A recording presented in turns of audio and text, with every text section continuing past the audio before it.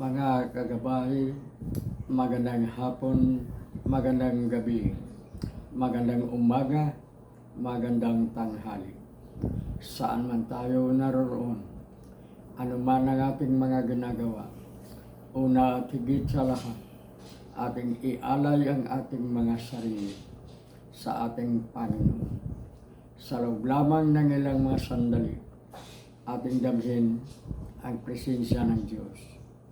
Sumasa atin ng pagpapala, ang biyaya, ang pag-ibig, at ang kapayapaan ng Ama, ng Anak, at ng Espiritu Santo. Naghahari, nabubuhay at naghahari, iisang Diyos, magpasawalang hanggan. Mga kagabay, ulit-ulitin natin, Pasko na naman. Sa nakaraang episode natin, sa nakaraang vlog natin, ating nababanggit ang tungkol sa ating kaligtasan. At ang ating kaligtasan, magaganap lamang sa ating pagbabago. Sa ngayon, marami sa atin nakakahigit ang mga hindi karapat-dapat sa pangalawang pagdating ng ating Panginoon. Mula sa pinakamakapangyarihan hanggang sa pinakamahina, makasalanan. Magbabago na tayo. At sa Paskong ito, sa darating na Paskong ito, sana simulan na natin ang totoong pagbabago. Hindi pagbabagong anyo, pupunta tayo kay Doktora Bilo, o hindi pagbabago ng ating katayuan sa lipunan, sasama tayo kay Marcos, o sasama tayo kay Sara Duterte. Saan man yan, hindi yan pagbabago. Baguhin natin ang ating pagtitiwala sa Diyos. Baguhin natin ang ating paglilingkod sa Diyos. Baguhin natin ang ating pananaw sa kabutihan at sa kasamaan. Makasalanan tayong lahat. Tama. At dahil sa malikas tayong makasalanan, magkakasala tayo. Mahina lamang tayo. Yan ang lagi nating sinasabi. Sapagkat ako ay tao lamang. Napakababaw na dahilan upang hindi tayo magbabago. Sino ang dapat magbabago? Tayong lahat. Yung mga mabubuti, higit pang magpapakabuti. Yung mga masasama, dapat ng pagsisihan ang kanilang kasamaan. Alam naman natin na isa sa mga naging kontrabida sa kamatayan ng ating Panginoon ay si Judas Iscariote. Sa bagay, hindi naman talaga maganda ang isang pelikula o ang isang palabas kung hindi magaling ang kontrabida. Dapat higit pang magaling ang kontrabida kaysa bida. Mapapanood naman natin ang mga pelikula ni FPG. Kung puno na ang salop, kakalusan na. So, ang sabihin, magpakabuti ka, magtitiis ka. Sapagkat kung puno ng salop, kakalusan na.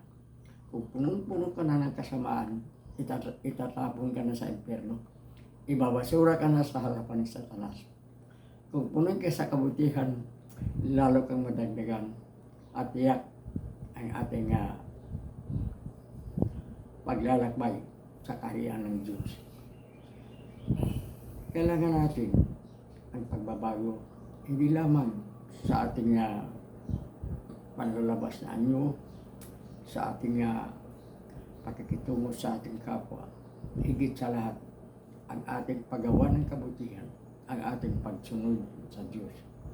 Sapagkat sinasabi ng ating Panginoon, hindi man isang pare itong tsikagay, tayo ay naniniwala sa sinabi ni Jesus na ang ginawa ninyo sa kapwa, ginawa ninyo sa akin.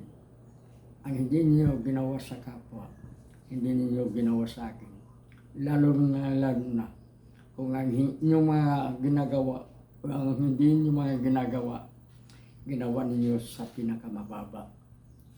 Kaya kayong mga matatayog, kayong mga nasa roof ng kapangyarihan, kayong enjoy, bundat na bundat sa mga biyaya ng sanlibutan, kapangyarihan at kayamanan, magbago na. At tayong mga maliliit, kayong mga maliliit, kayong mga hinahamag, magbabago na rin kayo. Magiging matatag kayo sa inyong pananindigan. Labanan natin, ipaglaban natin ang katotohanan, ipaglaban natin ang kabutihan. Yun ang totoong pagbabago. At sana bababa na sa trono yung mga haring abusado, yung mga haring mandarambong, yung maharing mambubuto. Magpakabuti, maglilingkod ng ayon sa ikinataghana ng batas. At yung mga ordinaryong mamamayan, yung mga umaangal, yung mga nagrereklamo, gawin ninyo ang tama. Gawin natin ang dapat na gawin. Ito ang tamang pagbabago. Hindi sinasabi natin bagong taon, bagong buhay. Hindi.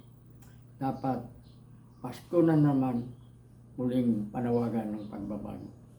Ang Pasko ang panawagan ng pagbabago, hindi ang bagong taon. Susunod lamang ang bagong taon sa pagbabago ng Pasko. Kung luma pa rin ang Kapaskuhan natin, luma pa rin ang ating bagong taon. Ang lumang bagong taon, walang silbi, walang mangyayari. Tayong mga naaapi, humihiling ng pagbabago ng mga umaapi. Tama lang. Ngunit sa ating paghingi ng pagbabago, kumilos din tayo. Magbabago rin tayo. Sapagkat marami sa atin, iyak ng pagbabago. Pero gumagawa naman ng mga paraan upang hindi mabago ang mga dapat magbago. Saan ba tayo? Sa totoong pagbabago o sa huwarang pagbabago? Doon tayong mga Pilipino. Ipokrito. Mapagkunwari. Kunwaring ayaw sa kasamaan. Ngunit higit pang masama minsan kasi mga taong tinatawag nila masama. Baguhin natin ang sistema politika. Baguhin natin ang sistema ng panlipunan sa pamamagitan ng magandang pagkakaisa. Pagkakaisa ng puso, pagkakaisa.